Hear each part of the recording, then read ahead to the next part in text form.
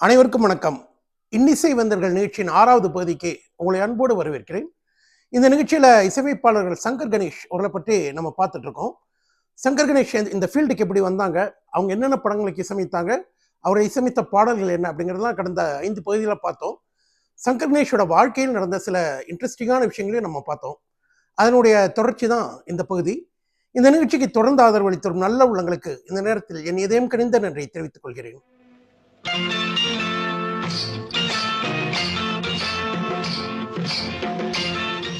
1971ஆம் வருஷம் சங்கர் கணேஷ்க்கு ஒரு அருமையான சான்ஸ் கிடைக்குது. படத்தோட பேர் கடவுள் தந்த செல்வம். அந்த படத்தோட ஹீரோ யாருன்னு பார்த்தீங்கன்னா டிஆர் மகாலிங்கம், ஹீரோயின் பானுமதி. சங்கர் கணேஷ் நினைச்சு கூட பார்த்துருக்க மாட்டாங்க டிஆர் மகாலிங்கம் படத்துக்கெல்லாம் நம்ம இசையமைப்போம் அப்படின்னு.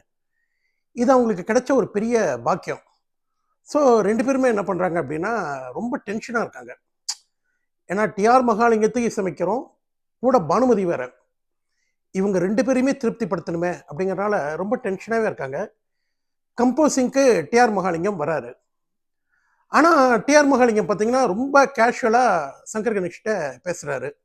ஏன்னா கணேஷ் எப்படி இருக்க, சங்கர் எப்படி இருக்கீங்க அப்படின்ட்டு பேசுகிறாரு.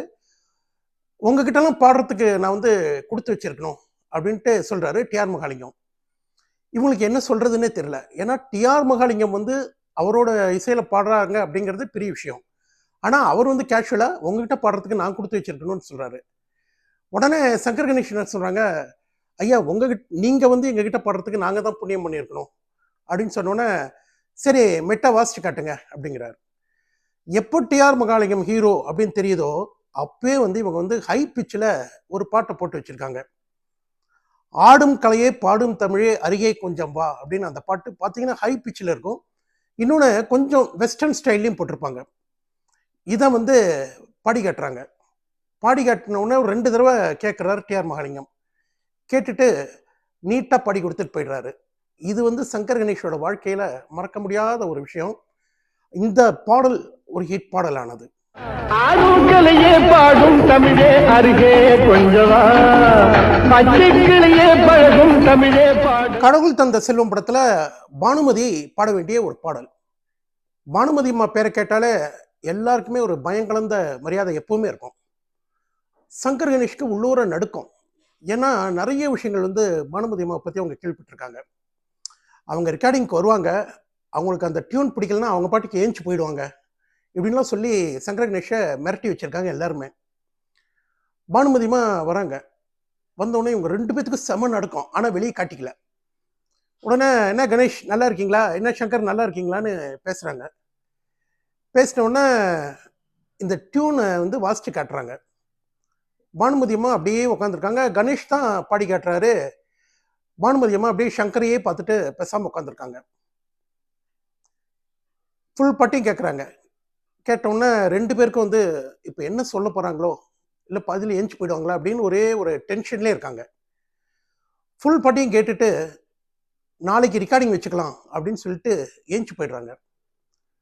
சங்கர் கணேஷ்க்கு ஒன்றுமே புரியல. என்னடா அது, நம்ம என்னெல்லாமோ நினச்சோம், இவங்க கேஷுவலாக பேசிட்டு போயிட்டாங்களே அப்படின்ட்டு. அப்போது அந்த யூனிட்டில் இருக்கிற ஒருத்தர் சொல்கிறாரு, பானுமதி அம்மாவுக்கு சிஆர் சுப்ராமன் அப்படின்னா ரொம்ப உயிர், அவர் மேலே தனி மரியாதையாக இருக்குது. சங்கர் பார்க்கறதுக்கு சிஆர் சுப்ரமணியன் மாதிரியே இருக்கிறதுனால அவரையே பார்த்துட்டு இருந்துட்டு டியூனை ஓகே பண்ணிட்டு போயிட்டாங்க அப்படின்னு சொல்கிறாங்க. பானுமதி பாடிய உன்னோடு என் நெஞ்சமே ஒன்றாய் ஊஞ்சல் ஆடுதுறாங்கிற பாட்டும் ஒரு சூப்பர் ஹிட் பாடல்.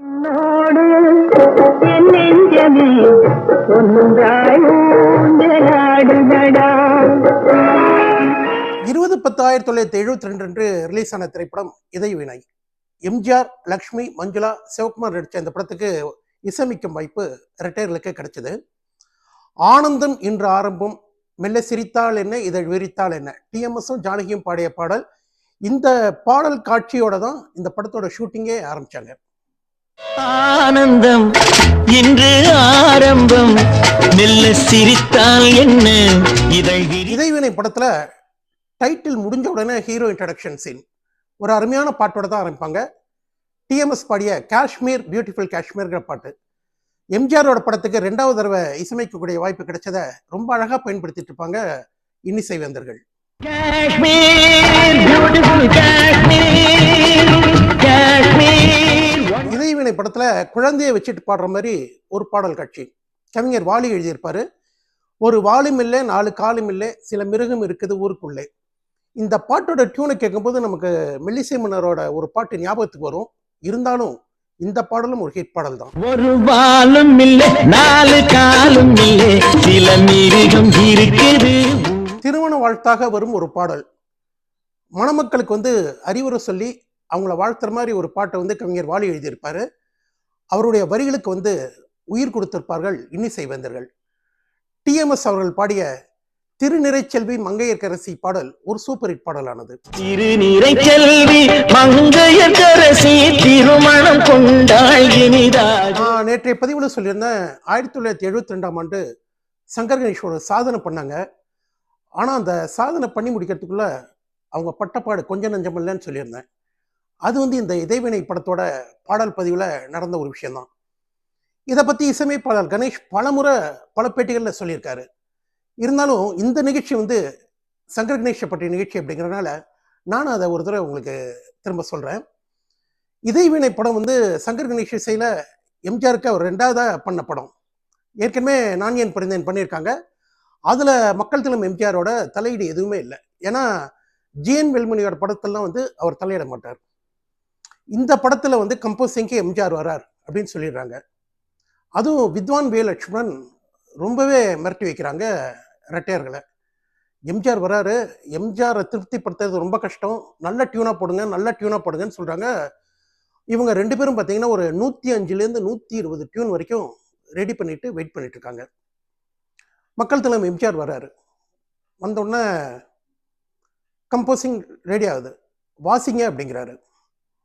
ஒவ்வொரு டியூனாக வாசிக்கிறாங்க. எம்ஜிஆர் ஃபுல்லாக பொறுமையாக கேட்டுட்டு இருக்காரு. மத்தியானம் ஆயிடுது. சரி சாப்பிட போகலாமா அப்படின்ட்டு சாப்பாட்டு கிளம்பிடுறாங்க. எம்ஜிஆர் வீட்டிலேருந்து எல்லாத்துக்கும் சாப்பாடு வருது, எல்லாரும் சாப்பிட்றாங்க. சாப்பிட்டு முடிச்சோடனே திரும்ப கம்போசிங் உட்காடுறாங்க. இவங்க தான் 120 டியூன் ரெடியாக வச்சுருக்காங்களே. திரும்ப ஒவ்வொன்றா வாசிக்கிறாங்க. எல்லாத்தையும் கேட்டுட்டு இருக்காரு. ஏறக்கூடிய சாயந்தரம் 6-6:30 மணி ஆயிடுது. சரி கிளம்பலாம் அப்படின்ட்டு ஒன்றுமே சொல்ல எம்ஜிஆர், எந்த எக்ஸ்பிரஷனும் காட்டல முகத்தில். கிளம்பி போய்ட்றாரு. இவங்க 2 பேத்துக்கும் ஒன்றுமே புரியல. என்னடா மனுஷனுக்கு பாட்டு பிடிச்சிருக்கா பிடிக்கலையா, நம்மளை இந்த படத்துக்கு வச்சுக்குவாரா மாட்டாரா, ஒன்றுமே தெரில. திரும்ப அடுத்த நாள் காலையில் மக்கள் திலம் வர்றாரு. வந்த உடனே இவங்க 2 பேரும் வந்து உட்காடுறாங்க. உடனே எம்ஜிஆர் என்ன சொல்கிறாரு, அந்த 8வது டியூனை வாசிங்க அப்படிங்கிறார். ஒரு நம்பர் சொல்லி அந்த டியூனை வாசிக்க சொல்கிறாரு. உடனே இவங்க அந்த நோட் எடுத்து தேடுறாங்க 8வது டியூன் எதுன்னு. எடுத்தோன்னா அதை வந்து சங்கர் வந்து வாசிச்சு காட்டுறாரு. பொன்னந்தி மாலை பொழுது பொங்கட்டும் இன்ப நினைவு. அடுத்தது அந்த 24வது டியூனை வாசிங்க அப்படிங்கிறாரு. டியூன் போட்டவங்களுக்கு மறந்துடுது, ஆனால் எம்ஜிஆர் ஞாபகமாக கேட்குறாரு. உடனே அந்த நோட்ஸ் அப்படியே திருப்பி 24வது டியூனை வாசிக்கிறாங்க.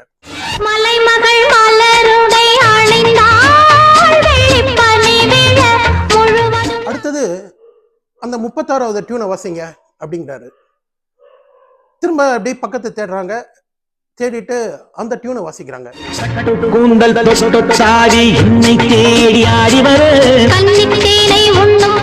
இந்த 3 சேர்த்து வாசிங்க அப்படிங்கிறாரு. சங்கர் கணேஷ் முகத்தை பார்க்குறாரு, கணேஷ் சங்கர் முகத்தை பார்க்குறாரு. 2 பேத்துக்கு என்ன பண்ணுறதுன்னு தெரியல. ஏன்னா 3மே வந்து 3 ரிதம், ஒவ்வொன்றும் ஒவ்வொரு டைப்பில் இருக்கும் சாங். உடனே சொல்கிறாரு, இந்த மாதிரி இந்த 3ஐயும் சேர்த்து வாசிக்க முடியாதுங்க அப்படிங்கிறாரு. ஏன் முடியாது அப்படிங்கிறாரு. இல்லை இது ஒவ்வொன்றும் ஒவ்வொரு பேட்டர்னில் இருக்குது. இன்னொன்று இதை இசையமைச்சது யார் அப்படிங்கிறாங்க. நாங்கள் தான் அப்படிங்கிறாங்க. அப்போ வாசிங்க அப்படிங்கிறாரு. உடனே சங்கர் என்ன பண்ணுறாரு, அவர் வந்து ஃபர்ஸ்ட் டியூனை வாசிக்கிறாரு, கணேஷ் செகண்ட் டியூனை வாசிக்கிறாரு, திரும்ப சங்கர் தேர்ட் டியூனை வாசிக்கிறாரு. இப்போ இது 3ஐயும் சேர்த்து வாசிங்க அப்படிங்கிறாரு. சேர்த்து வாசிச்சா இதுதான் பாட்டு அப்படின்னு சொல்லிட்டு போயிடுறாரு. அப்படி உருவான பாடல் தான் பொன்னந்தி மாலை பொழுது. பாட்டோட ஓப்பனிங்கே பார்த்தீங்கன்னா ஒரு துள்ளலான மியூசிக்கோட ஆரம்பிச்சிருப்பாங்க.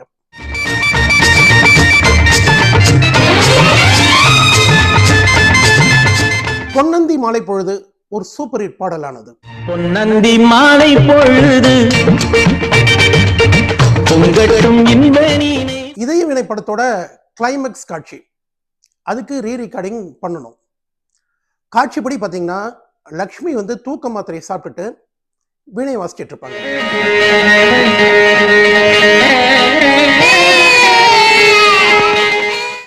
இன்னொரு இடத்துல ஒரு மலைப்பகுதியில் வந்து எம்ஜிஆருக்கும் நம்பியாருக்கும் ஃபைட் நடக்கும். எம்ஜிஆர் கையில் குழந்தை இருக்கும். இதுதான் வந்து கிளைமேக்ஸ் காட்சி. இங்கே வீணை வாசிக்கிறத காட்டுவாங்க, அங்கே ஃபைட் நடக்கிறத காட்டுவாங்க. இது ரெண்டையும் மாற்றி மாற்றி காட்டுவாங்க. ஸோ ரீரெக்கார்டிங்க்கு எம்ஜிஆர் வராரு.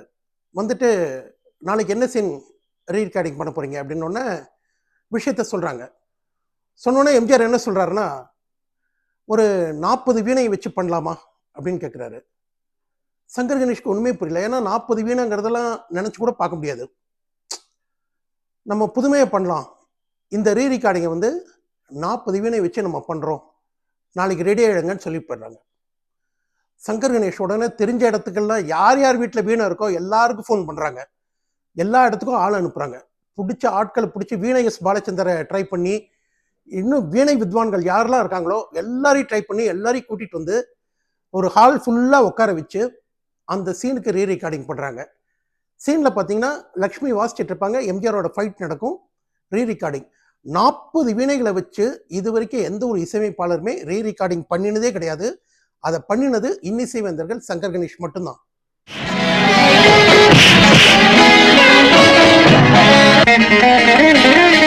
இந்த பதிவில் சங்கர் கணேஷ் இசையமைத்த ஒரு சில பாடல்களை பார்த்தோம்.